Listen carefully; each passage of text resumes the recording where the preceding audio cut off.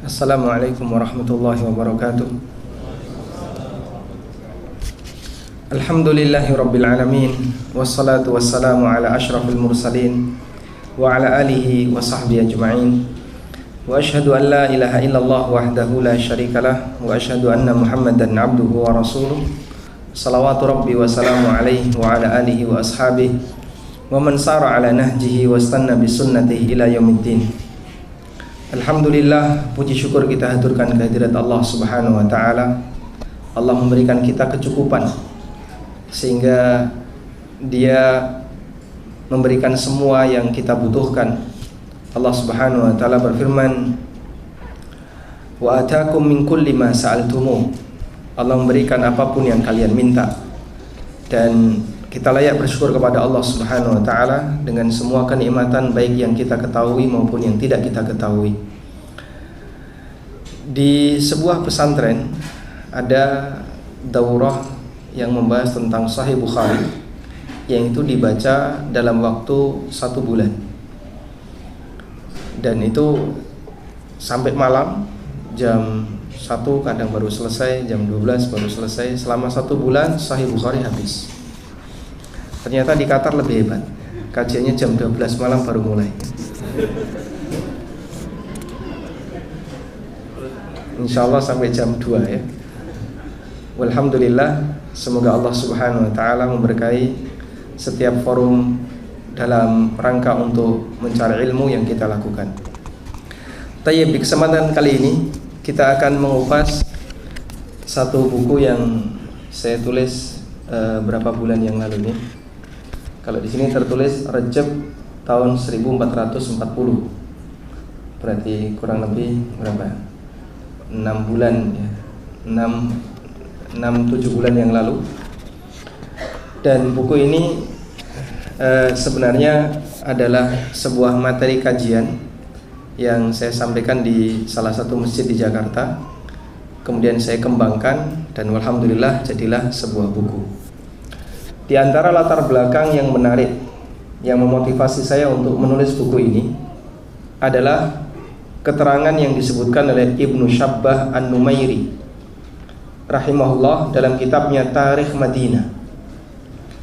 Beliau menyebutkan begitu pentingnya pasar untuk dikuasai oleh kaum muslimin, hingga Khalifah Umar bin Khattab radhiyallahu anhu mengingatkan para sahabat untuk tetap menguasai pasar. Di masa Khalifah Umar bin Khattab, para sahabat mulai hidup berkecukupan dari hasil ghanimah, terutama ketika Persia ditaklukkan, sehingga mereka bertahap meninggalkan pasar. Namun Khalifah Umar bin Khattab radhiyallahu anhu tetap mengingatkan mereka bahwa jika mereka membiarkan pasar dikuasai oleh orang lain, akan mengakibatkan kaum muslimin membutuhkan orang lain. Artinya, ketika para sahabat merasa bahasanya tidak perlu untuk mencari pendapatan dengan berdagang di pasar, karena mereka sudah digaji oleh negara dengan angka yang sangat besar. Pada waktu Persia ditaklukkan, bahkan sampai ratusan dinar mereka dapatkan per bulan.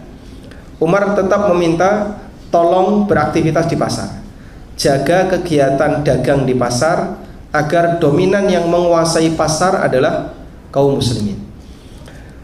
Karena ketika pasar itu ditinggalkan oleh kaum muslimin, terutama mereka yang tidak paham tentang hukum syariat, maka otomatis selanjutnya yang akan menguasai pasar adalah selain muslim, entah orang Yahudi atau kalau di tempat kita kalau tidak asing adalah orang asing.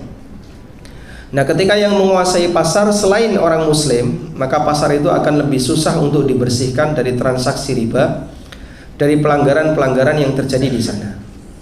Dan kita bisa saksikan athar di atas mengingatkan kondisi umat Islam dewasa ini yang lebih membiarkan pasar dikuasai oleh non-muslim, sementara kaum muslimin lebih mengutamakan mencari rizki dengan menjadi karyawan di perkantoran, karyawan pabrik atau perusahaan, atau sebagai buruh.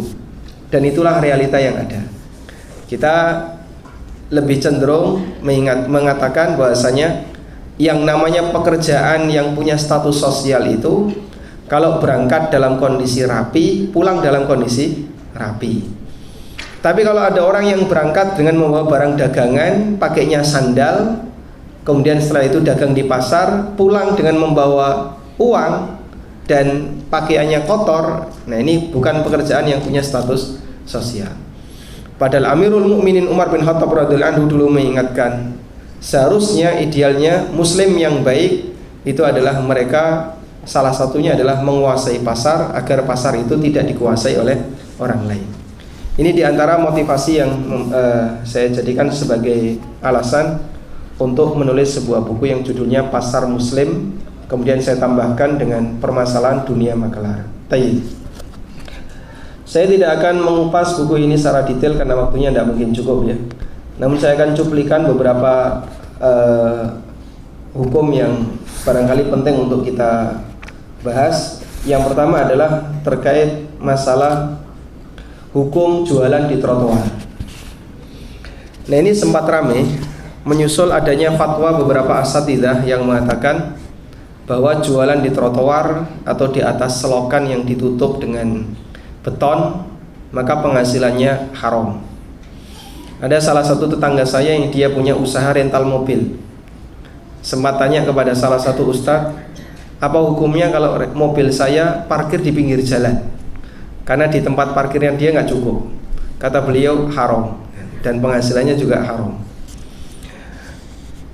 Dan seperti ini sempat membuat ramai di kalangan kawan-kawan yang punya perhatian terhadap masalah fikih muamalah. Dan kemudian saya berusaha untuk membahas lebih detail. Sebenarnya secara hukum syar'i jualan di trotoar atau parkir di pinggir jalan yang nilainya ada unsur komersilnya seperti menggunakan pinggir jalan untuk parkir mobil rental, apakah sampai derajat haram ataukah bagaimana? Yang bawa buku silakan dibuka di halaman 108. Langsung lompat ke 108 ya. Baik, tentang masalah aturan atau jual beli di trotoar. Hadirin yang kami hormati, ada 3 hal yang perlu kita bedakan terkait menggunakan fasilitas umum. Yang pertama memiliki, yang kedua menguasai, yang ketiga memanfaatkan. Memiliki, menguasai, memanfaatkan.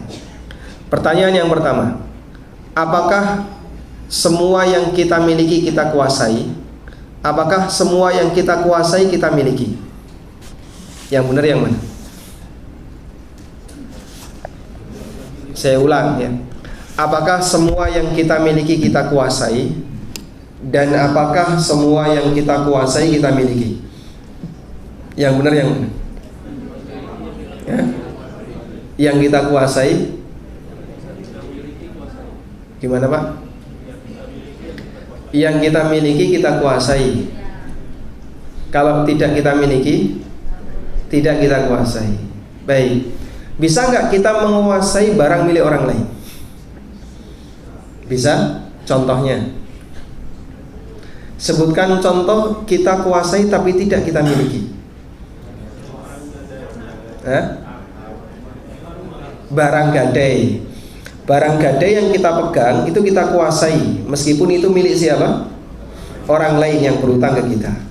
Sekarang contoh yang lain, barang yang kita miliki tapi tidak kita kuasai. Barang sewa. Anda punya rumah di Indonesia, kemudian Anda sewakan ke orang lain. Rumah itu dikuasai siapa? Orang yang nyewa. Siapa yang punya? Anda yang berada di Qatar. Sehingga memiliki dan menguasai itu 2 hal yang berbeda.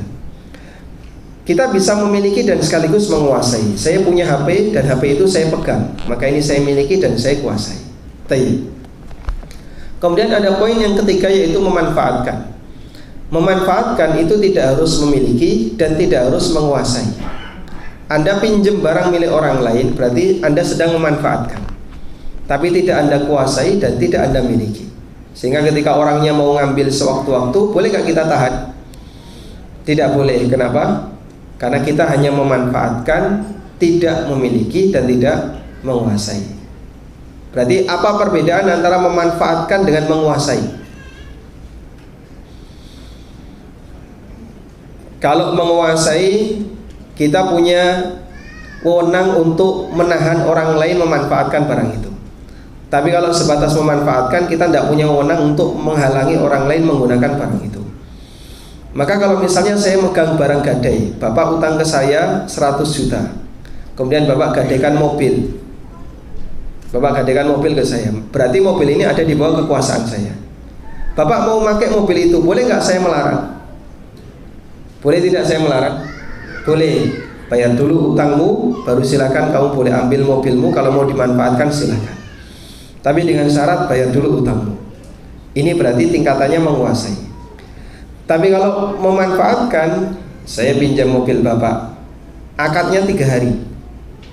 Begitu 1 hari saya pakai, Anda datang, Mas, mobilnya mau saya pakai, boleh nggak saya menahan? Tidak boleh. Kenapa tidak boleh? Saya hanya memanfaatkan dan tidak menguasai. Paham di sini insyaallah? Tayyib. Kita ketika belajar muamalah sering godak-gadik madok seperti ini, tak bolak-balik ya. Karena bagian inilah yang kemudian menjadi pelajaran paling utama yang selalu ditekankan oleh guru kami Al-Ustadz Dr. Muhammad Arifin Badri. Pahami akad berdasarkan konsekuensi dan bukan hanya sebatas nama. Karena kalau kita belajar akad hanya sebatas mengenal nama, nggak ada artinya jika tidak paham konsekuensinya. Tayyib. Ibnu Qudamah menjelaskan fasilitas umum yang itu dimiliki oleh negara tidak boleh seorang pun memilikinya dan tidak boleh menguasainya, tapi yang boleh hanya memanfaatkannya. Beliau menyebutkan dalam kitabnya Al-Mughni, wa ma kana min asy-syawari'i wat turuqati war rihab bainal imran falaysa li ahadin ihya'uhu. Jalan umum, lorong atau lapangan di tengah kota tidak berhak bagi siapapun untuk mengelolanya dengan cara ditanami. Sawa'un kana wasi'an aw dayyiqan, baik tempatnya luas maupun sempit, baik itu mengganggu orang lain atau tidak mengganggu orang lain. Li'anna dzalika yashtariku fihi al-muslimun, karena tempat seperti ini milik bersama kaum muslimin. Sehingga dalam posisi ini, kata Ibnu Qudamah rahimahullah, barang yang menjadi milik umum tidak boleh dimiliki atau dikuasai. Dan salah satu di antara indikator menguasai adalah ketika dia menaruh sesuatu yang permanen di tempat itu. Tayyib. Kemudian beliau melanjutkan, seperti apa bolehnya batasan memanfaatkan?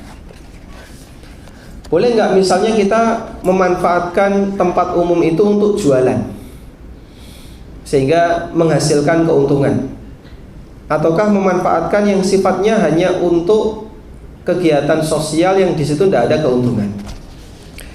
Beliau menyebutkan ada satu kaidah yang kaidah ini termasuk di antara qawaid kubra, kaidah besar dalam masalah fikih. Kaidah besar dalam masalah fikih ada berapa? Ada 6. Salah satunya kaidah itu berbunyi al-'adah muhakkamah, bahwa tradisi yang berlaku di masyarakat itu bisa dijadikan sebagai penentu hukum. Beliau mengatakan urf yang ada di masyarakat dan itu tidak diingkari baik ulama mereka maupun awam mereka, menunjukkan kalau tradisi seperti ini menjadi aturan umum bagi mereka. Kemudian ini yang dijadikan sebagai dalil Ibnu Qudamah bolehnya memanfaatkan tempat umum untuk kegiatan komersil, sampai pun untuk kegiatan jual beli.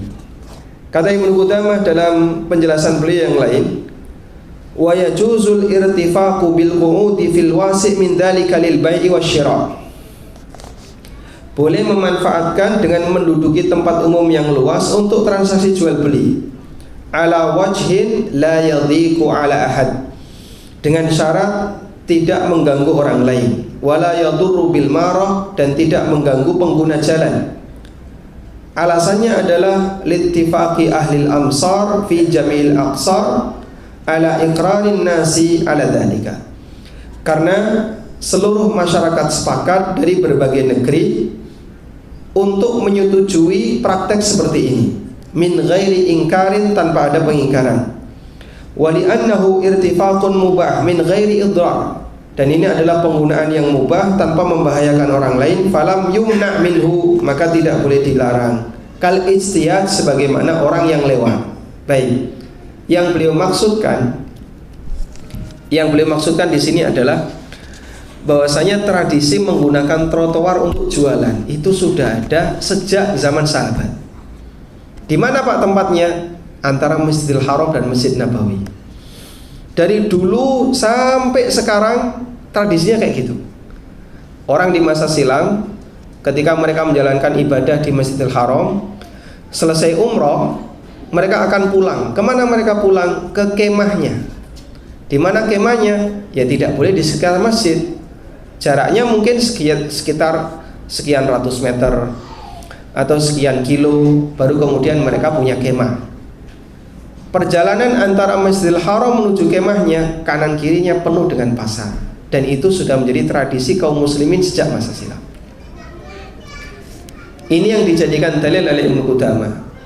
Berarti menggunakan jalan untuk transaksi jual beli selama tidak mengganggu pengguna jalan yang lain dan tidak menguasai, maka hukumnya diperbolehkan. Dan para ulama tidak mengatakan penghasilan kamu haram, kamu dilarang seperti ini, sehingga pendapatan kamu berarti merampas orang lain, statusnya haram. Mereka tidak mengatakan demikian. Ada yang berkomentar, loh Pak, itu kan berada di tempat umum, bisa jadi ulamanya nggak ngerti. Maka jawaban kita adalah, lebih sering mana kamu dengan ulama? Mana yang lebih sering umroh, kamu atau ulama?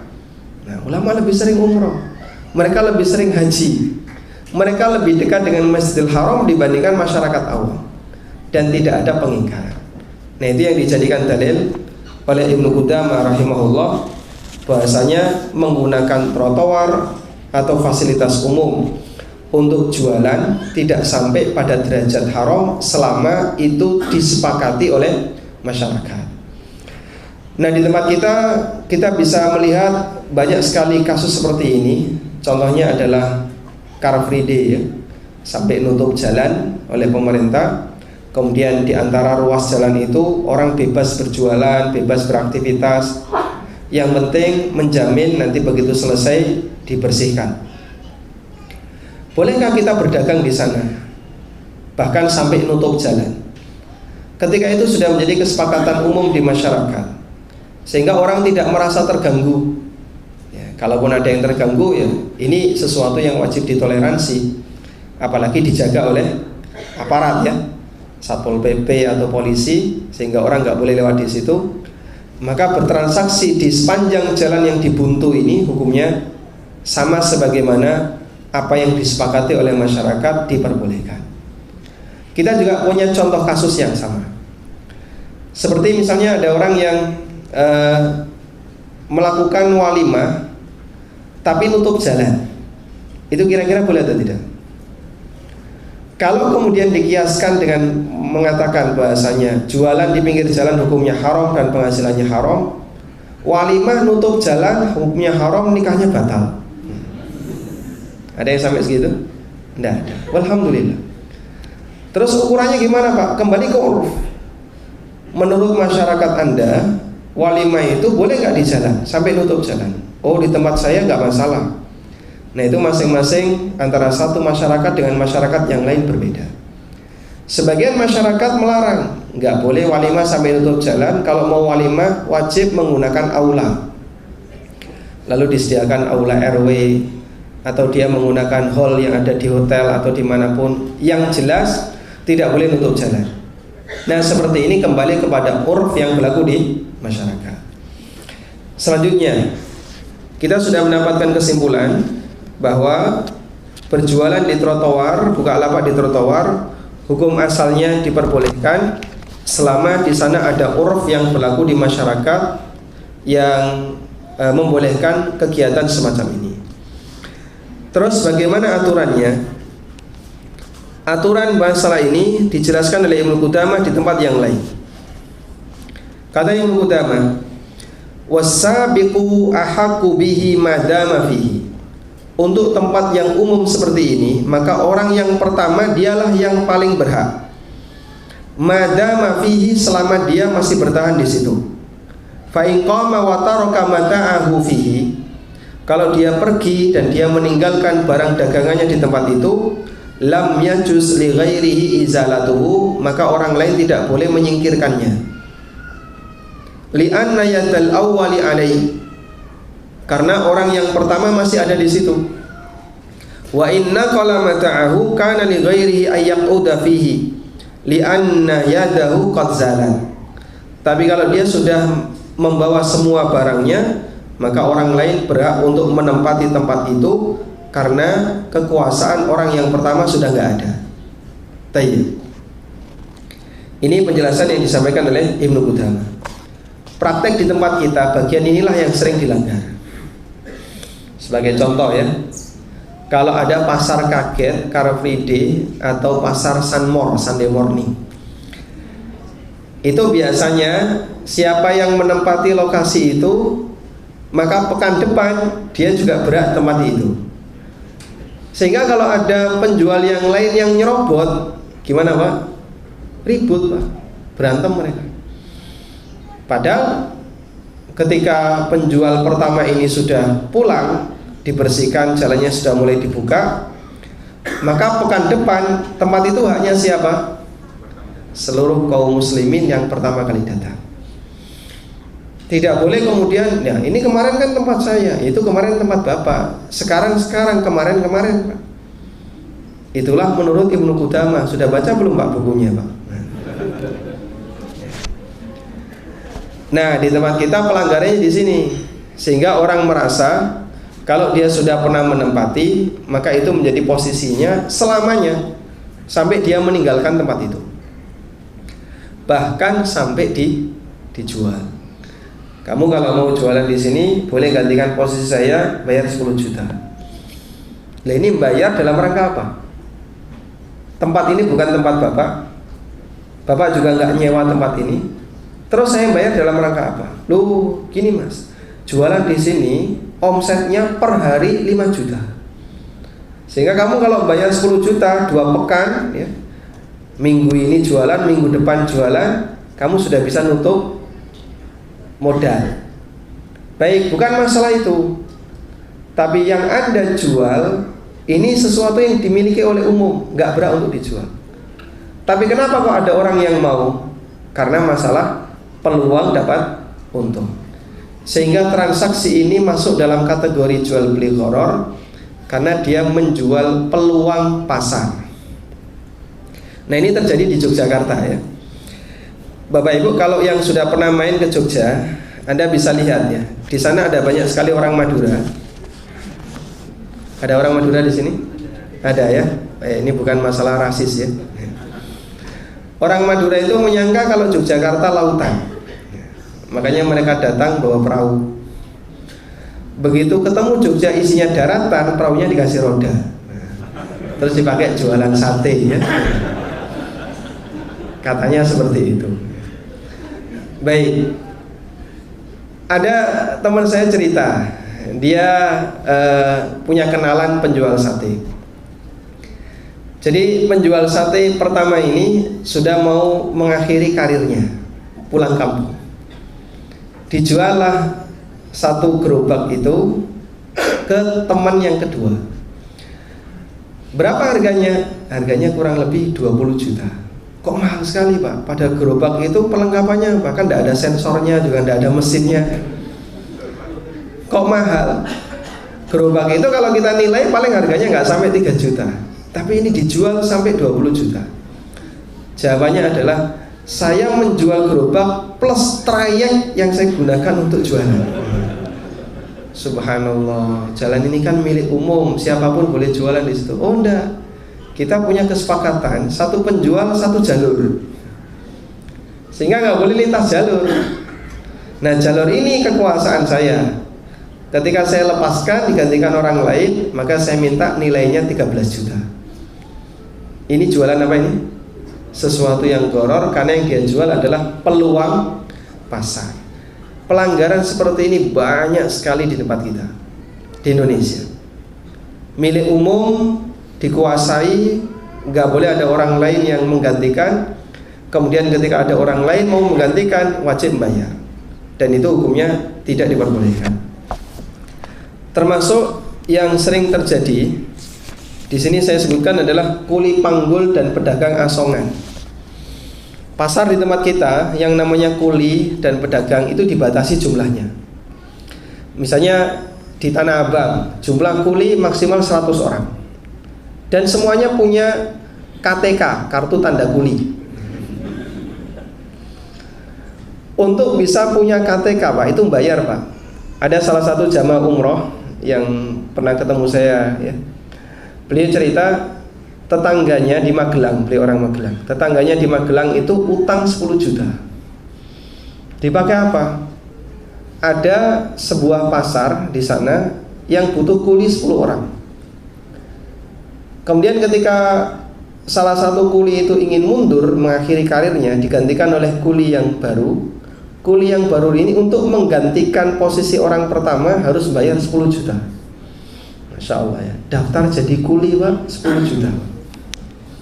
Itu lebih mahal dibandingkan sekolah saya Pak. Daftar jadi kuli 10 juta. Nah itu dia utang 10 juta untuk bisa jadi kuli.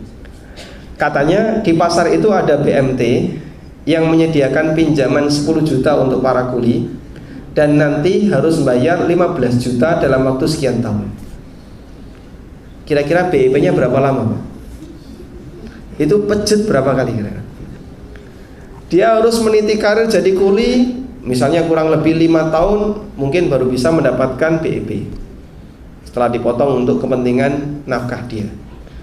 Ini praktek-praktek yang ada di negara kita, dan ini adalah pelanggaran. Karena semacam ini berarti dia melakukan jual beli peluang, hukumnya dilarang. Wallahu ta'ala alam. Ya meskipun buku ini ketika saya tulis mereka nggak bakalan mungkin baca Pak ya. Cuman sebagai pengetahuan bahwa ini salah satu di antara contoh transaksi gharar yang hukumnya tidak diperbolehkan.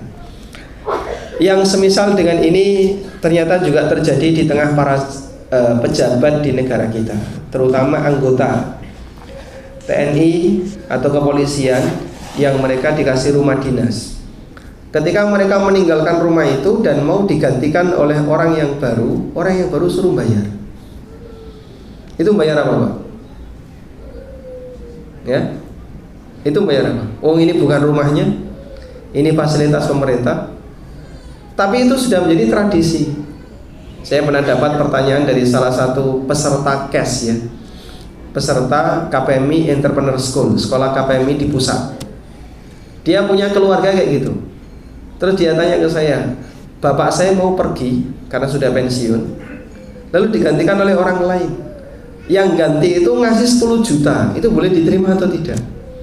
Jawabannya ini duit haram. Loh kenapa? Anda tidak berhak, itu milik negara.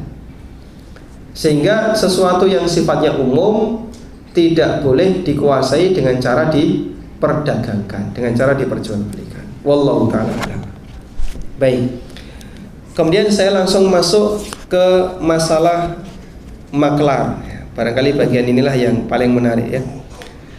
Dan yang mungkin Bapak Ibu punya banyak kepentingan di sini tentang hukum maklaran.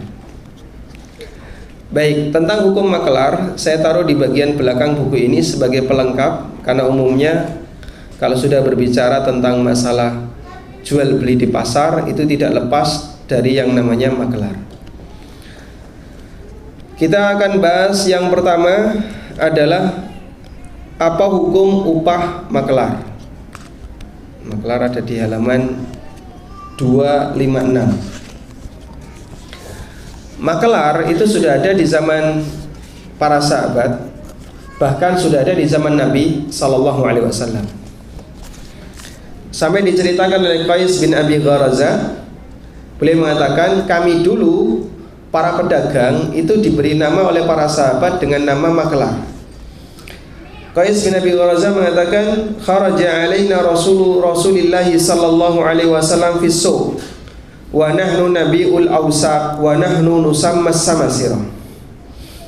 Utusan Rasulullah sallallahu alaihi wasallam pernah menemui kami di pasar, dan waktu itu kami melakukan transaksi dengan satuan wasak. Dan dulu kami diberi nama dengan samasirah, kami diberi nama maklar. Sehingga para sahabat di masa silam sudah mengenal istilah makelar, dan itu mereka gunakan untuk menyebut para trader. Karena trader itu cuma memindahkan barang dari supplier ke konsumen, lalu dapat margin, pindahkan lagi dari supplier ke konsumen, dapat margin. Sehingga ulah mereka sebagaimana layaknya samsar, sebagaimana layaknya makelar. Karena itu makelaran tidak dilarang dalam agama kita. Bahkan Imam Bukhari dalam sahihnya menyebutkan beberapa riwayat secara mu'allaq tentang hukum makelar. Beliau mengatakan, walam yara Ibnu Sirin wa Atha wa Ibrahim wal Hasan bi ajri simsar ba'san. Menurut Ibnu Sirin, Atha bin Abi Rabah, Ibrahim An-Nakhai dan Hasan Al-Basri, upah makelar diperbolehkan. Baik. Sampai di sini kita mendapatkan kesimpulan bahwa makelar hukumnya boleh. Selanjutnya, bagaimana cara makelaran? Imam Bukhari menyebutkan ada dua bentuk makelaran. Yang pertama adalah makelar menurut Ibnu Abbas, yang kedua makelaran menurut Ibnu Sirin. Kata Ibnu Abbas, la ba'sa ayyaqula bi hadha thawba fama zada ala kadza wa kadza fawwala. Boleh saja pemilik barang mengatakan, jualkan baju ini, jika lebih dari harga sekian maka keuntungan jadi milik kamu. Berarti di posisi ini makelar diizinkan untuk menentukan harga konsumen. Saya punya sebidang tanah, per meter pokoknya saya terima bersih 500.000. Kamu kalau mau cari untung silakan naikkan sendiri. Kemudian saya menjualnya per meter 300, boleh atau tidak? Boleh atau tidak? Kenapa tidak boleh? Karena lebih murah ya, harganya 500, rugi. Betul sekali, berarti nggak ngantuk ya. Alhamdulillah. Kalau saya jual per meter 600 boleh nggak? Kenapa boleh? Diizinkan oleh pemilik barang. Sehingga kata kuncinya adalah bahwa marketer atau reseller atau makelar dan semua turunannya boleh menaikkan harga jual terhadap objek yang ditransaksikan dengan syarat diizinkan oleh pemilik barang. Selama diizinkan silakan. Tapi kalau tidak diizinkan itu termasuk pelanggaran. Tayyib. Ini cara maklaran yang pertama. Cara maklaran yang kedua dijelaskan oleh Muhammad bin Sirin rahimahullah. Beliau mengatakan, idza qala bi'hu bikadza fama kana min ribhin fawwalaka au baini wa bainak fala ba'sa bi. Tidak masalah penjual mengatakan, kamu jualkan barang ini dengan harga sekian, nanti untungnya milik kamu atau kita bagi dua. Sehingga menurut Muhammad bin Sirin, harga dari objek ditentukan oleh pemilik barang. Nanti bapak saya kasih untung 2% atau fee 5%. Boleh gak kayak gini? Boleh. Pertanyaannya, berapa nilai fee yang boleh diterima oleh makelar?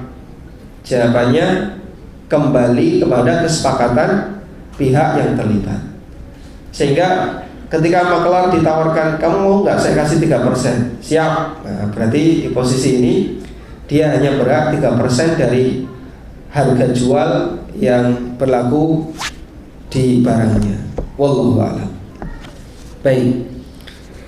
Nah, untuk jenis makelar yang kedua, dia sudah diminta untuk menetapkan harga barang ke konsumen, tapi kemudian dia jual lebih. Bagaimana hukumnya? Misalnya, bapak tolong jualkan tanah ini per meter 500.000.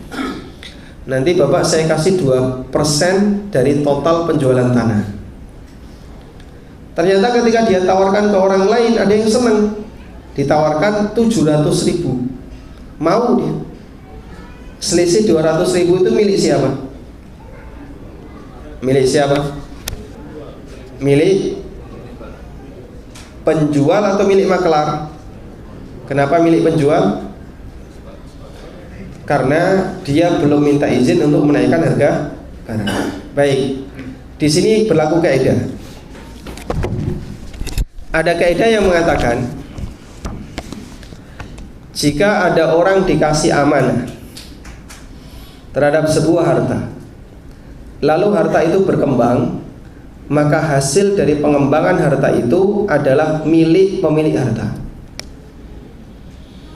Kaidahnya berbunyi al-mal wa ma yatawalladu minal mal li sahibil mal. Harta dan turunan dari harta itu milik pemilik harta. Contoh, seorang suami setelah mendapatkan hasil dari kerja, misalnya 1 bulan 50 juta, yang 10 juta disimpan oleh suami, 40 juta diserahkan ke istrinya, tolong disimpan. Bukan dikasihkan sebagai hibah ya, tapi dititipkan. Sehingga uang ini di tangan istrinya sebagai apa, Pak? Wadiah senilai 40 juta. Oleh istri yang cerdas ini, uang 40 juta tadi digunakan untuk bisnis Tupperware.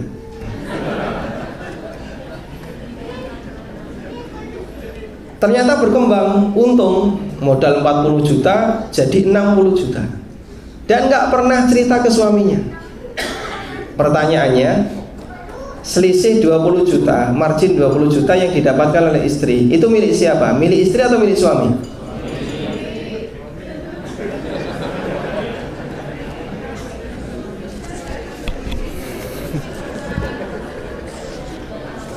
Saya ulang ya, jawabannya belum sepakat.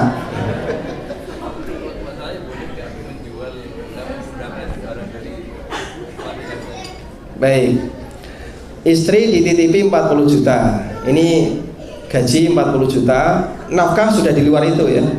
Nafkah sudah di luar itu. Ini 40 juta pokoknya di luar nafkah. Ini 40 juta tolong disimpan. Oleh istri, nilai 40 juta itu dimanfaatkan untuk bisnis.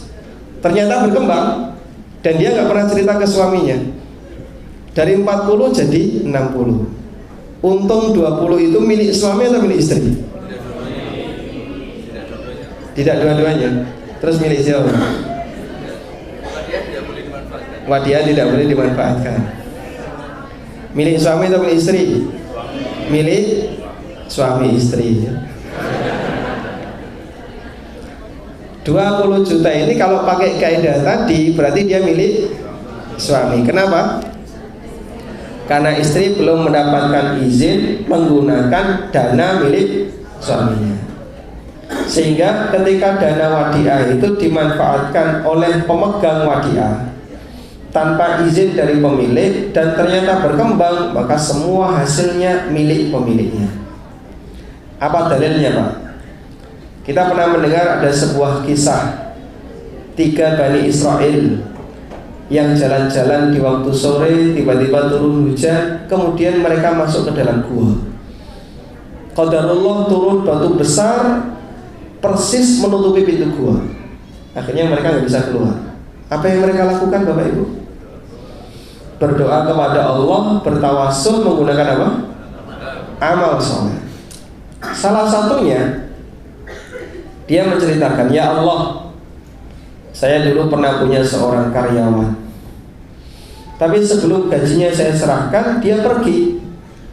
Akhirnya upah itu saya belikan kambing, kemudian berkembang sampai menjadi kambing 1 lembah. Ketika orang itu datang sekian tahun lagi, lalu dia nagih, mana upah yang dulu belum saya bawa? Kata orang ini, coba kamu lihat, di situ ada kambing 1 lembah. Betul. Kenapa? Itulah upah kamu, silahkan ambil semuanya. Kamu jangan main-main, saya serius, itu kambing kamu, silahkan bawa semuanya. Dibawa semuanya, tidak meninggalkan seekor pun. Ya Allah, jika engkau mengetahui bahasanya amal ini adalah ikhlas karenamu, maka bukakanlah pintu gua, geser sedikit. Berarti Allah menerima amal orang ini bukan? Menerima. Apa amalan orang ini, Pak? Apa amalan orang ini? Menjaga amanah. Beliau menjaga amanah sampai ketika amanah itu berkembang, nilai pokok dan semua turunannya diserahkan tanpa sisa.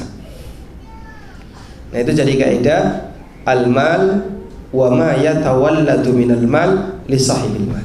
Harta dan turunan dari harta itu milik pemilik harta.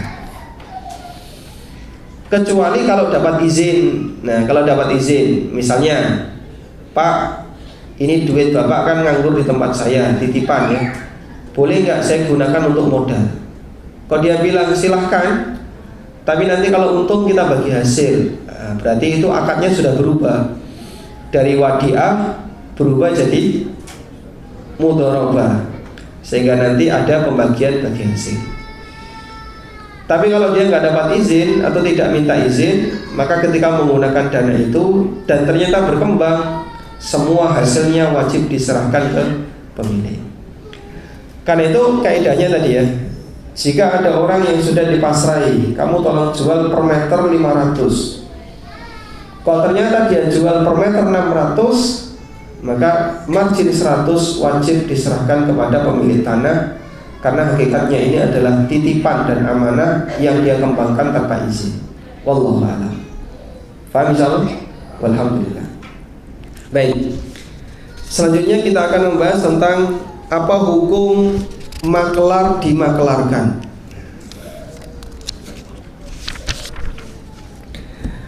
Kemarin di salah satu anggota APSI itu ada yang punya perusahaan maklar namanya Century ya.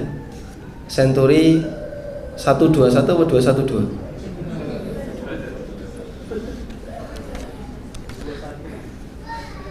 Yang akhirnya kemudian namanya diganti jadi Century saja. Mereka tanya kepada saya, boleh nggak maklar dimaklarkan? Karena kita itu tim. Sehingga kalau misalnya Century punya objek, ada orang punya rumah, kemudian minta tolong Pak ini dijualkan. Nggak mungkin yang memasarkan adalah direkturnya atau manajernya. Dia punya tim dan bahkan dia punya subkon maklar. Century satu maklar, nanti dia punya link yang lain. Nah, model seperti ini boleh atau tidak, kemudian nanti pembagiannya bagaimana? Saya cari-cari referensi tentang itu, ketemulah keterangan yang disampaikan oleh Syekhul Islam Ibnu Taimiyah. Penjelasan ini sangat bagus tentang hukum maklar dimaklarkan. Di masa silam itu ada orang yang berprofesi sebagai dalal. Dalal itu apa, Pak? Dalal itu ada orang punya barang, kemudian dia datang ke pasar, tapi dia nggak mau repot. Akhirnya dia manggil orang, Mas, ini saya punya lombok 1 kintal. Saya nggak mau repot untuk menjajakan ke pasar. Tolong kamu jualkan, harga dari saya per kilo 10.000. Kamu nanti saya kasih fee 10%. Akhirnya dijualkan. Nah, si dalal ini biasanya punya tim dalalin. Bolehkah dalal memberikan objek transaksi ini kepada para dalalin yang ada di bawahnya? Nah, beliau kasih pembahasan seperti ini. Idza kana tajirul ladzi yuslimu malahu ila ad-dallal qad 'alima annahu yuslimuhu ila ghairihi min ad-dallalin. Apabila pemilik barang yang menyerahkan dagangannya kepada dalal itu tahu bahasanya nanti si dalal pertama ini akan menyerahkannya kepada komplotan dalalin, wa radiya bidzalika, dan dia ridho dengan itu, lam yakun bidzalika ba'sun bila raib, maka hukumnya boleh. Lombok saya serahkan, tolong kamu jualkan, saya tunggu di warung kopi sebelah sini. Nanti sore silakan datang bawa duit. Dan kita tahu ini pasti gak dikerjakan sendiri, dia punya tim yang banyak, maka hukumnya diperbolehkan dengan sepakat ulama. Fa inna dallal wakilut tajir wal wakilahu ayyukilahu ghairuhu kal mukil bittifaqil ulama. Karena dalal itu adalah wakil dari pemilik barang dan dia berhak untuk menyuruh orang lain melaksanakan tugasnya dengan sepakat ulama. Wa inna ma tanaza'u fi jawazi tawkilihi bila idnil mukil ala qaulaini masyhuraini lil ulama. Hanya saja mereka beda pendapat. Kalau tanpa izin dari yang mewakilkan itu boleh atau tidak. Ada dua pendapat yang masyhur dalam masalah ini. Dan insya Allah pendapat yang lebih mendekati adalah diperbolehkan, selama dia sudah memiliki wewenang penuh untuk menjualkan objek tersebut. Baik. Terus nanti fee-nya bagaimana? Misalnya ya, saya dipasrai, Mas tolong jualkan tanah, nanti kamu saya kasih 2%. Kemudian saya panggil para dalali RCTI, Rombongan Calon Tanah Indonesia. Saya kumpulkan, saya punya objek, ini ada tanah sudah dikapling, jumlahnya 100 unit. Tolong jualkan, nanti kalian semua masing-masing akan saya kasih 1,5%. Yang setengah persen saya punya. Mereka sepakat. Hakikatnya ketika ini dilakukan, berarti di situ terjadi apa? Musyarakah, kerja bareng untuk mendapatkan hasil dan nanti dibagi bersama. Musyarakah dalam bentuk tenaga, kerja bareng dapat hasil dibagi bersama, itu masuk syirkah. Syirkah apa namanya, Pak? Abdan. Masuk kategori syirkah abdan. Nah, syirkah abdan diperbolehkan dalam syariat kita sebagaimana yang pernah terjadi antara sahabat Ibnu Mas'ud, Sa'ad bin Abi Waqqas dan Ammar bin Yasir. Sehingga syirkah abdan seperti ini hukumnya boleh. Maka pemasaran berjenjang dalam muamalah Islam itu tidak dilarang, selama di sana tidak ada jual beli peluang. Sehingga boleh saja saya dapat fee 10%, saya serahkan ke bawahan saya 8%, bawahan saya punya bawahan lagi diserahkan 5%, dia punya bawahan lagi 3%, hukumnya boleh. Sehingga kita berbagi sesuai dengan nominal persentase yang kita bagikan kepada yang lain. Itu yang dimaksud dengan syirkah abdan. Wallahu ta'ala alam. Jam berapa Pak sekarang Pak?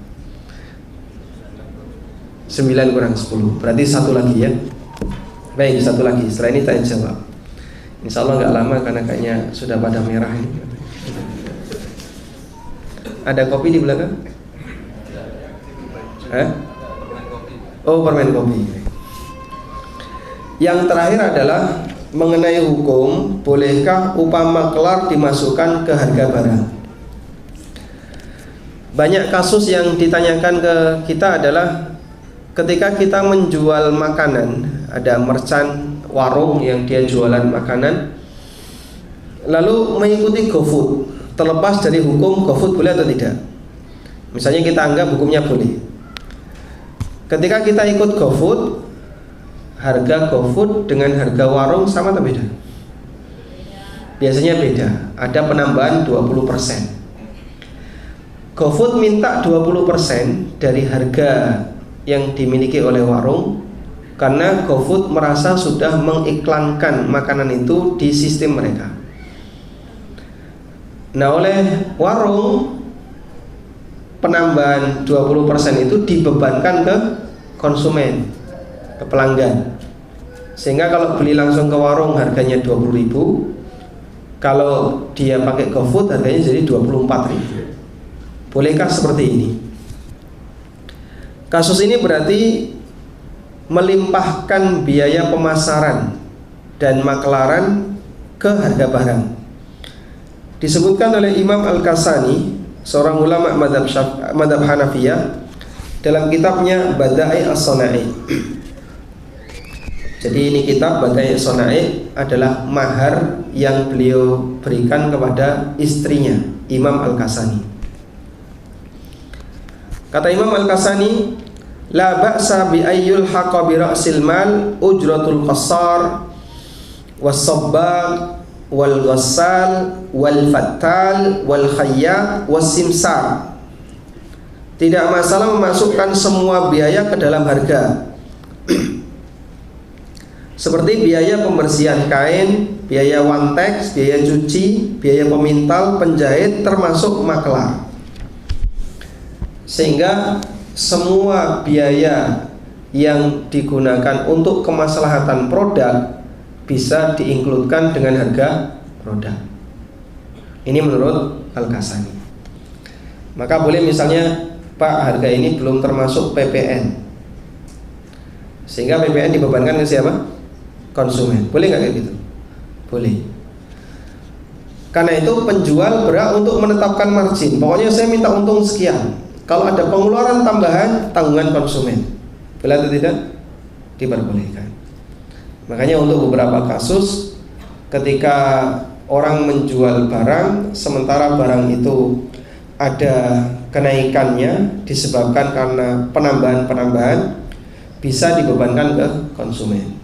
Nah kemarin ada yang tanya ke saya ya, ada orang punya warung, di depan warungnya itu ada pengamen tetap, Pak. Ya. Jadi alat musiknya sudah berada di situ, nggak geser-geser. Kemudian dia akan memainkan alat musik itu pas malam hari sampai warungnya tutup. Kata dia, ini ganggu warung saya. Tapi kalau saya ngusir itu nggak berani, karena dia usianya lebih tua dibandingkan saya. Maksudnya keberadaan pengamen itu lebih lama dibandingkan warungnya. Terus solusinya gimana? Saya sarankan Bapak coba tanya ke pengamen itu, penghasilan ngamen itu per bulan berapa? Misalnya penghasilannya per bulan 50 juta, Anda bayar saja 50 juta. Wah, warungnya rugi Pak kalau kayak gitu. Nah harga harga makanan dinaikkan saja. Misalnya naik 1.000 atau 2.000 untuk menutupi biaya itu. Boleh nggak kayak gini? Boleh nggak kayak gini? Boleh atau tidak? Kenapa boleh? Pada asalnya yang namanya penjual berhak untuk menetapkan harga jual terhadap barangnya, terserah dia. Mau saya hargai misalnya 20.000 atau 21.000 atau 22.000 kan terserah saya. Sehingga sejak pengamen ini bubar, harga makanan saya naikkan jadi 22.000. Boleh atau tidak? Boleh. Dia berhak untuk naikkan, dia juga berhak untuk menurunkan. Karena itu semua biaya yang disebabkan karena penambahan objek itu bisa dibebankan ke konsumen. Wallahu ta'ala alam. Tapi mungkin demikian yang bisa kita sampaikan sebagai mukaddimah untuk pembahasan tentang pasar muslim dan dunia makalah. Masih banyak tema-tema yang lain yang belum kita bahas, tapi insyaallah cukup mudah untuk dipahami dengan dibaca sendiri insyaallah. Wassallallahu ala nabiyyina Muhammadin wa ala alihi wa sahbihi wa sallam wa akhiru da'wana alhamdulillahi rabbil alamin. Jazakallahu Ustaz. Ada beberapa pertanyaan masuk di aplikasi WhatsApp ini. Sebenarnya saya selaku pembaca di sini, mohon maaf bila nanti tidak semuanya bisa dibacakan, tapi kita pilihkan yang sampai dengan jam berapa Ustaz? Jam 12. Sudah selesai. Sekarang sudah jam 1 ya. Kita bacakan satu-satu. Nah, silakan. Assalamualaikum warahmatullahi wabarakatuh. Waalaikumsalam warahmatullahi wabarakatuh. Pertama pertanyaannya, hukum yang bertanya mohon dijelaskan tentang hukum bisnis transaksi online yang saat ini sudah ngetren. Yang pertama itu. Yang kedua, transaksi online sudah ngetren itu yang mana Pak? Ada banyak aneka macam transaksi online ya. Saya kebingungan untuk memberikan jawabannya karena pertanyaannya terlalu global.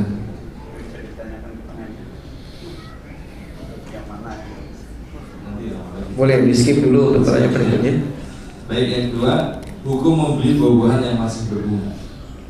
Buah-buahan yang masih berbunga. Hah?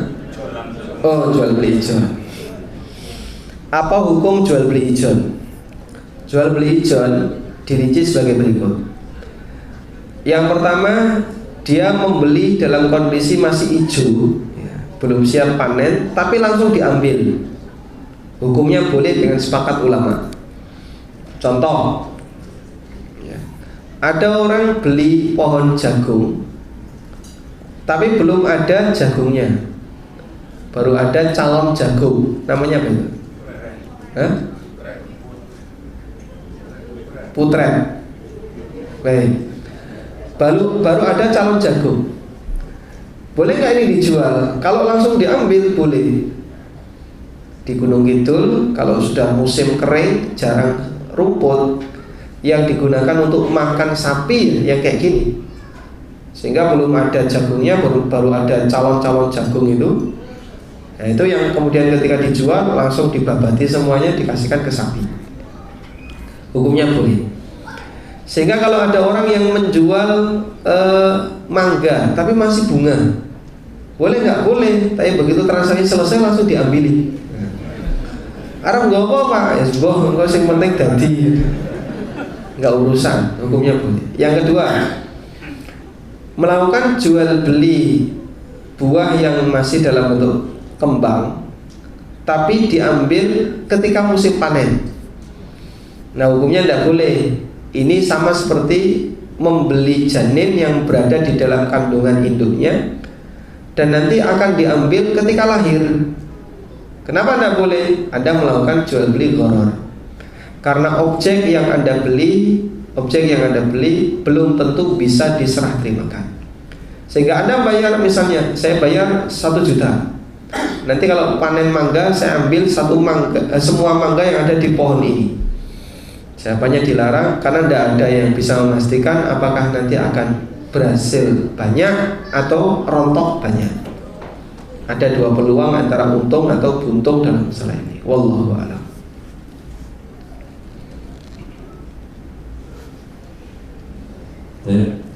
Pertanyaan berikutnya, si A menyewa rumah dan belum dihuni.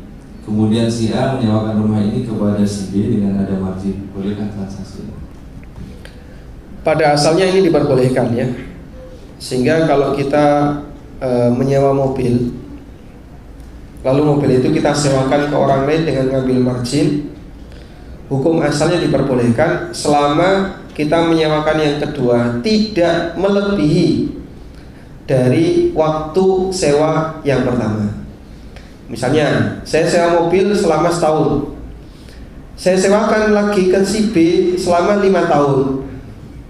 Boleh nggak kayak gini? Tidak boleh, karena berarti saya melanggar hak orang lain. Baik.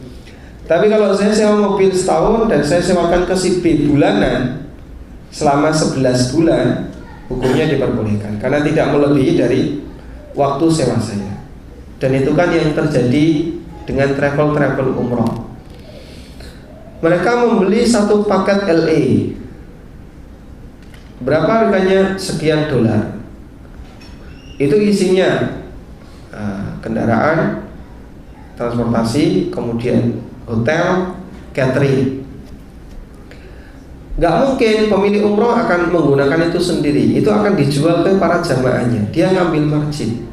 Bolehkah seperti ini? Jawabannya boleh. Karena dia sudah membeli hak guna yang dimiliki oleh hotel atau catering, dan kemudian setelah dia memilikinya, dia jual ke orang lain dan boleh ada margin. Wallahu a'lam. Pertanyaan berikutnya, menyewakan apartemen melalui agen. Jika apartemen milik kami yang disewakan tersebut digunakan untuk hal-hal yang tidak baik, apakah pemiliknya akan terkena dosa? Kalau Anda tahu, wajib mengingatkan, karena hukum asalnya itu tetap milik Anda, sehingga boleh bagi Anda untuk melarang pemilik atau melarang penyewa atau menyuruh keluar penyewa. Ada sebuah riwayat, Aisyah radhiyallahu anha pernah menyewakan rumahnya, tapi rumah yang tidak ada makam Rasulullah SAW, entah rumah yang mana. Kemudian beliau mendengar kalau penyewanya ini punya catur, syatronji. Syatronji itu catur di masa silam, tidak seperti di tempat kita ya. Jadi Bapak Ibu barangkali kenal istilah das-dasan. Dam-daman ya. Ya, mirip seperti itu. Penyewanya itu punya permainan seperti ini. Langsung di ultimatum oleh Aisyah, kamu buang permainan itu, kalau enggak keluar dari rumah saya. Sehingga ketika penyewa itu menyalahgunakan properti yang kita punya hak untuk mengusirnya dan uangnya dikembalikan. Nah, wallahu a'lam. Baik, kami berikan satu kesempatan bertanya secara langsung.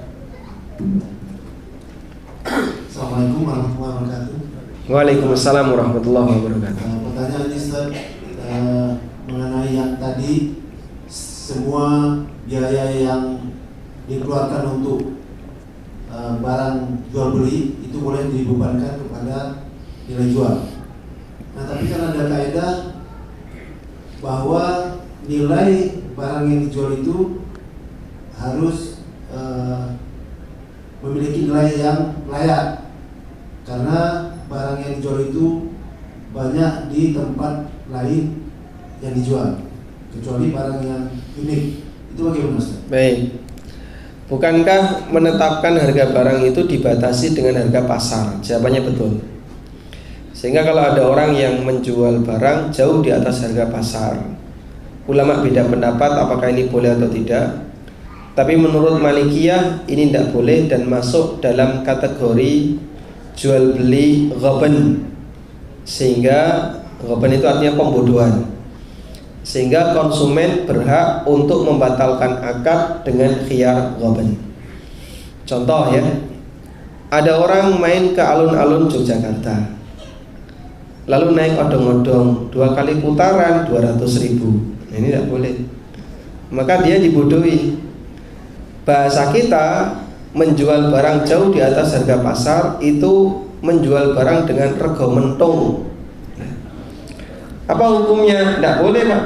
Konsumen berhak untuk membatalkan transaksi dan mengembalikan barang untuk bisa menerima uang. Ada orang beli wedang ronde 2 mangkok. Nah, begitu selesai dimakan, pinten Pak niki 100.000. Anda dipetung. Nah, ini kan yang beli dari Qatar, tidak apa-apa. Oh, tidak bisa. Anda menjual barang jauh di atas harga pasar. Baik. Tapi pasar itu mengikuti pasar, sehingga ada kaidah di mana bumi dipijak, di situ harga pasar dihargai. Contohnya gimana Pak? Air mineral ya, air mineral. Kalau kita beli di minimarket dan seterusnya, per botol harganya misalnya kalau pakai rupiah 3.000.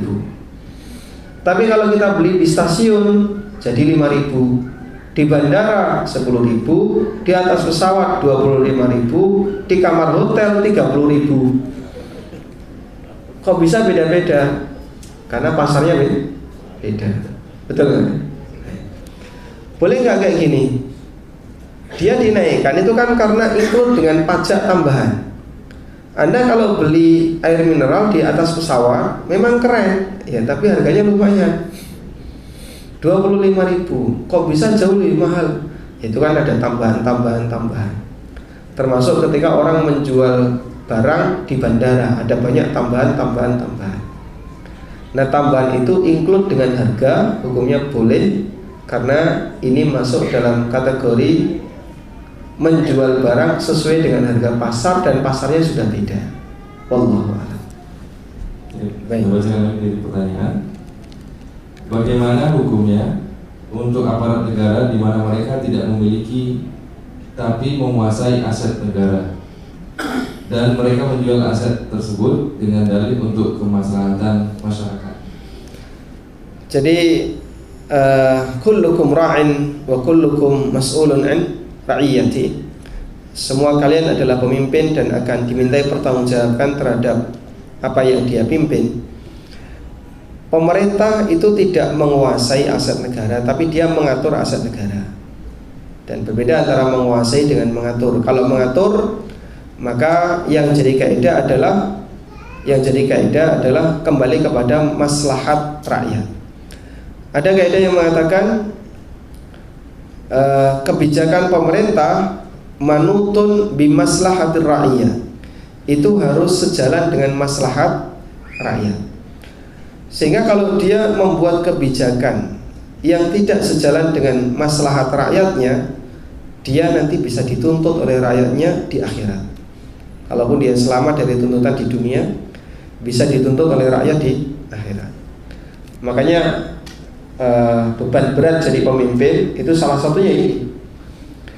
Sehingga Nabi SAW melarang umatnya jangan minta jadi pemimpin. Karena kalau orang minta jadi pemimpin, bisa jadi dia terkena beban berat seperti ini dan dia nggak sanggup untuk menyanggahnya. Sehingga carilah posisi yang lebih aman. Yang penting pokoknya orang bisa hidup normal, berkecukupan, nggak jadi pemimpin nggak masalah, karena akan ada ujian yang lebih berat setelah kematian. Baik. Karena itu kalau pemimpin membuat kebijakan, ini dijual, ini dilepas, yang ini diberikan ke orang lain, dan betul-betul itu karena prinsip sesuai dengan kemaslahatan masyarakat, insya Allah dia tidak berdosa. Tapi kalau dia melanggar kemaslahatan masyarakat, bisa jadi dituntut oleh rakyatnya ketika di hari kiamat. Wallahu a'lam. Kita masih 2 pertanyaan terakhir. Yang pertama ini saya silakan ada pertanyaan secara langsung. Masya Allah. Belum ngantuk Pak? Assalamualaikum warahmatullahi wabarakatuh. Waalaikumsalam warahmatullahi Ustaz, wabarakatuh. tentang yang pendapat Ibu Sirim tentang berjualan di yang maklar tadi, yang kalau harganya difikskan lalu si maklar ditentukan berapa persennya, kebanyakan boleh nggak seperti ini Ustaz? Kita bilang saya jual harga 500.000 per meter, kamu dapat 2,5%. Tapi kalau kamu bisa jual lebih tinggi, kamu tetap dapat 2,5% dari total harganya. Jadi sama-sama untung gitu Ustaz. Maksudnya si maklarnya juga semakin semangat menjual karena dia semakin bisa jual dengan harga tinggi, berarti kan persentasenya dia dapatnya lebih besar. Baik. Seperti itu diperbolehkan, apalagi dia sudah dapat izin ya, dari pemilik barang. Pak, mungkin kasus yang ini yang kita perlu menentukan apakah ini boleh atau tidak. Misalnya pemilik barang pemilik tanah minta pokoknya jualkan 500.000 per meter. Nah, kita ngerti harga pasar. Kemudian kita tanya ke teman-teman para maklar, ini 700 saja laku, jangan 500, 700 laku. Akhirnya kita jual 700 tanpa minta izin pemilik. Dan ternyata laku. Ketika itu laku, apakah kita perlu ngomong ke pemilik, Pak, saya minta izin naikkan ke 700 karena ini laku 700, ada yang mau 700.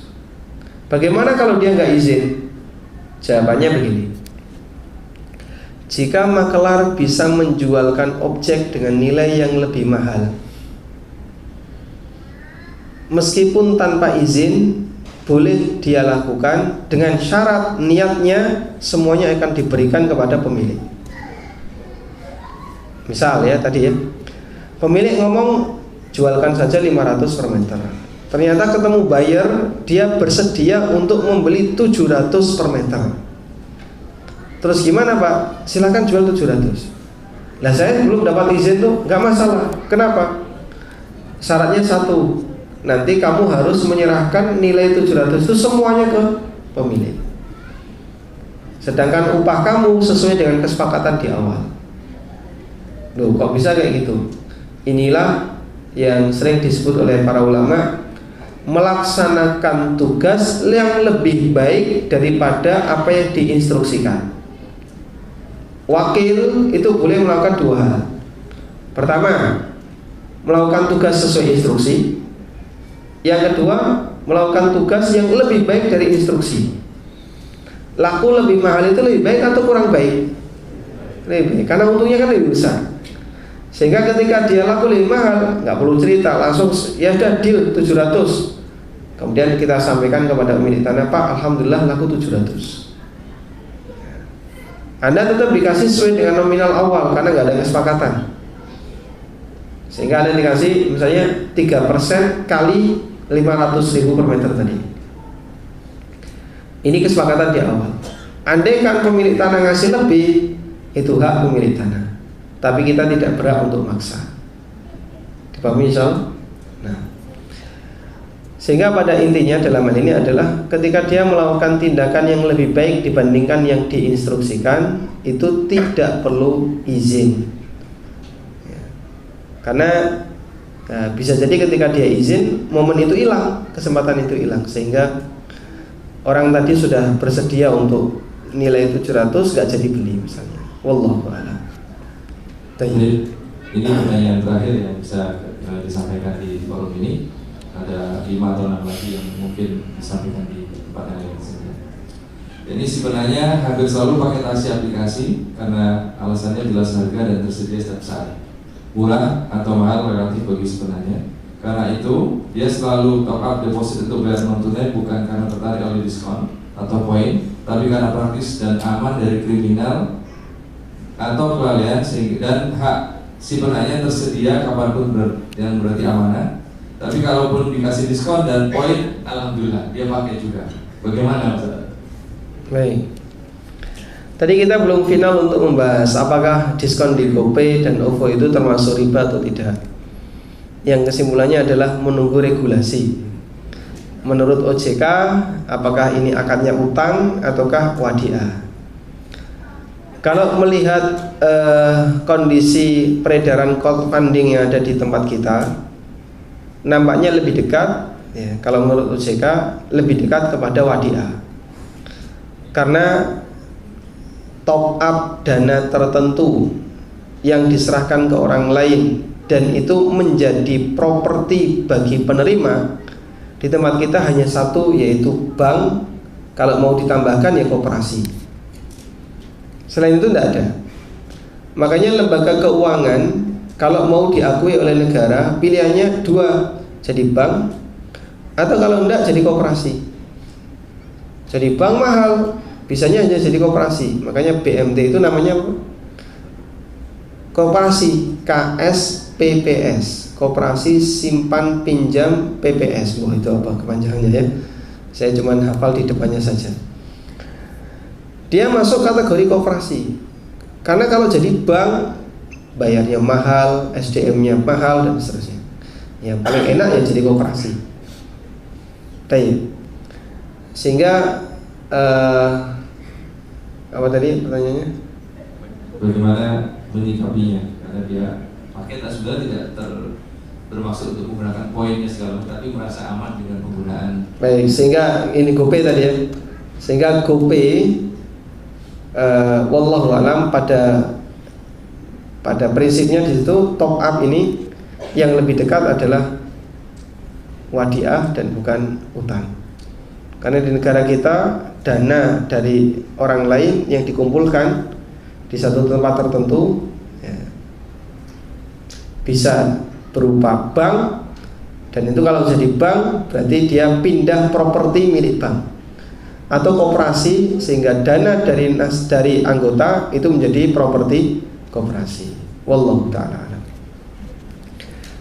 Tayyib, mungkin demikian yang bisa kita sampaikan, dan namanya security juga sudah wirawiri di depannya.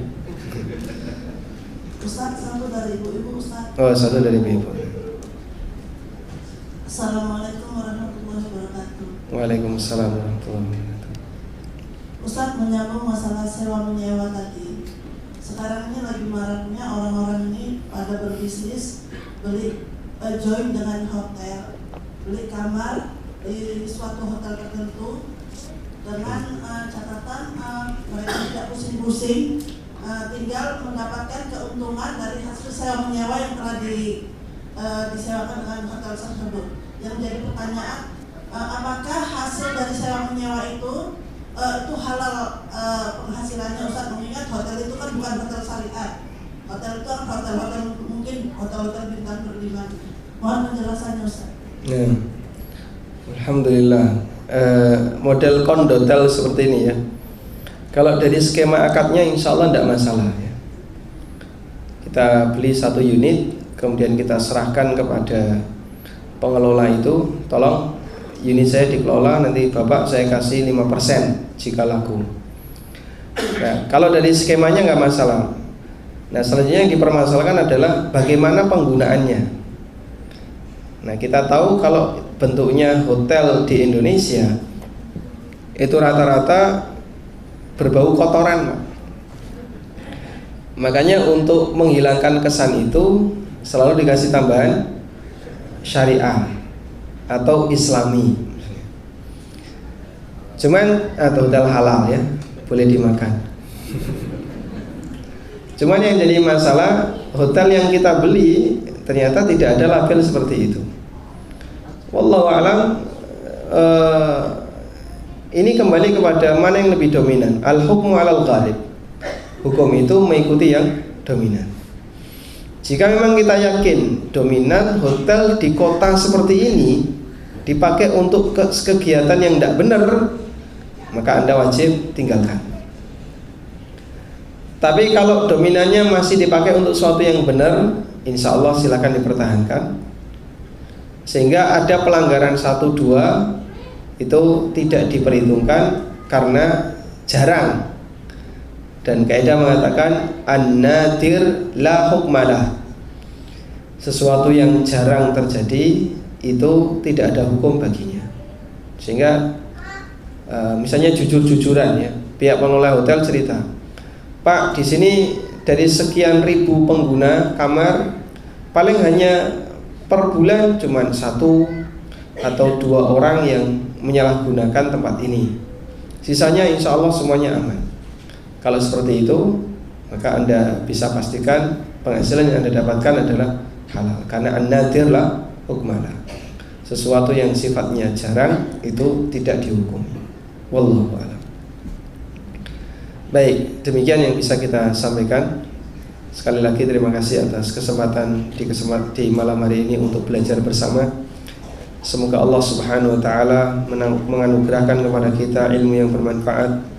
Allahumma 'allimna ma yanfa'una wanfa'na bima 'allamtana warzuqna ilma.